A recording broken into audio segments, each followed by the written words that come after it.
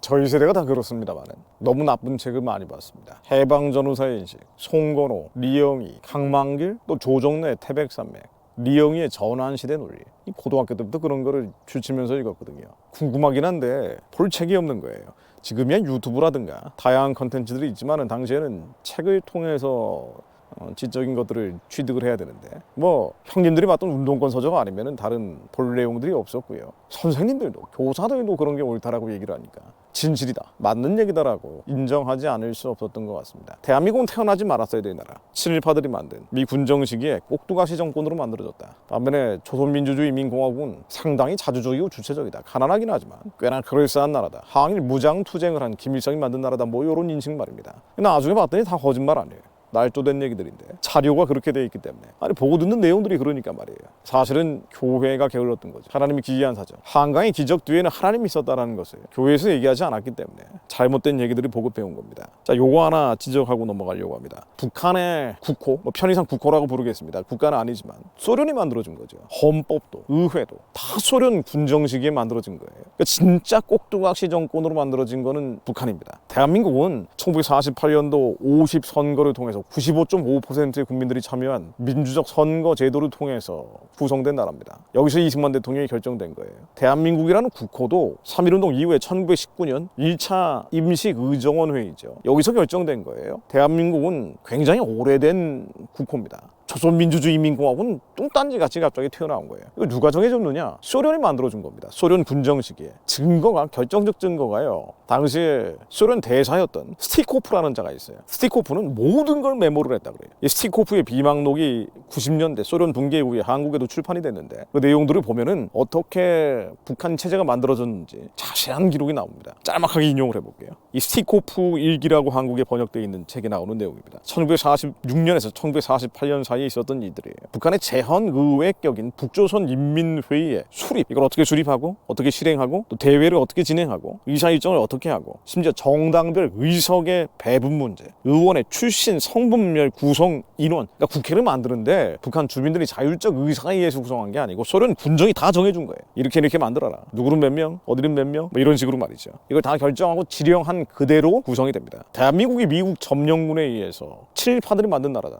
이재명도 그런 식으로 얘기했잖아요, 예전에. 완전히 정반대로 얘기한 겁니다. 그리고 소련 군정은 1947년 말에 45년 광복되고 47년 한 2년 정도 지나서 47년 말에 조선민주주의인민공화국이라는 이 국호를 쓰기로 사실상 결정을 하고 헌법 초안을 만들기 시작했다 그래요. 동유럽의 위성국가 만들었던 헌법 전문가들 다 불러다가 그 다음에 1948년 2월 달까지 북한의 헌법 초안을 다 만들고 결정적 회의가 1948년 4월 24일 두 달 뒤에 진행됩니다. 이게 북한의 헌법 문제에 관하여라는 회의로 돼 있는데 스탈린이 당시 소련 지도자 아니었어요? 모스크바에 있는 스탈린 별장에서 스티코프하고 몰로토프, 외무상이죠, 지다노프, 이름이 다 이래요. 서기요, 이 서기.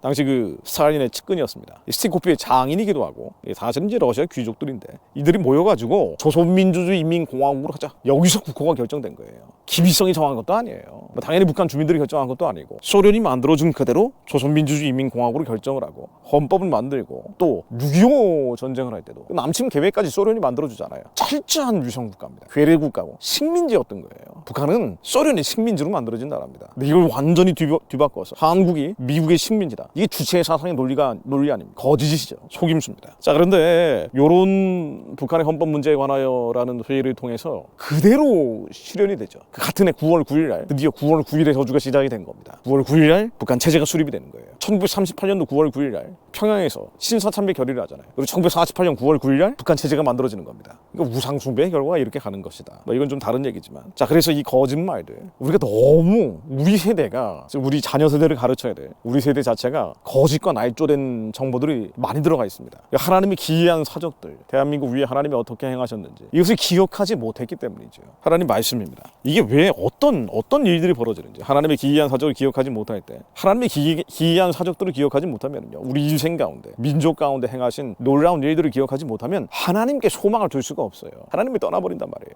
말씀을 믿지 않는 자들이 돼버린단 말이에요. 교회를 다니긴 하지만 자신의 탐심과 정욕을 채우기 위해서 쓰레기 기독교인이 될 수밖에 없다는 얘기예요. 시편 78편입니다. 2절로 내가 입을 열어 비유를 베풀어서 옛 비밀한 말을 발표하리니 이를 우리가 들은 바요 아는 바요 우리 열조가 우리에게 전한 바라.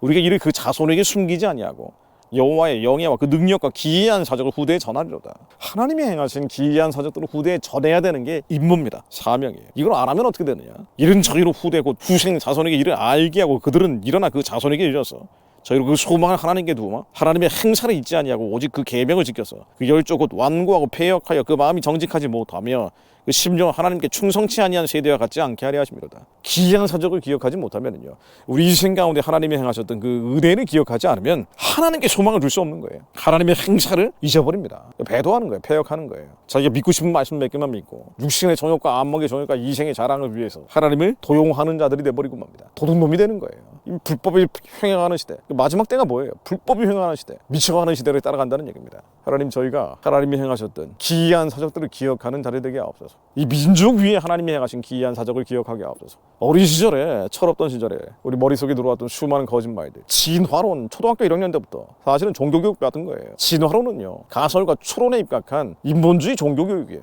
얼마나 많은 반대한민국적인 거짓말입니다. 거짓말에서 문제가 되는 거예요. 국가를 쇼비니즘처럼 따라가자는 게 아니잖아요. 우리 안에 거짓말들, 하나님이 대적하는 것들 다 지워지게 하시오. 하나님의 기이한 사적을 기억하는 자들 되어 하나님의 선하고 기쁘고 온전하신 뜻을 마지막까지 감당하는 자들 되게 하옵소서. 우리 자녀들이 그런 세대 되게 하옵소서. 예수 그리스도 이름으로 기도드립니다. 아멘.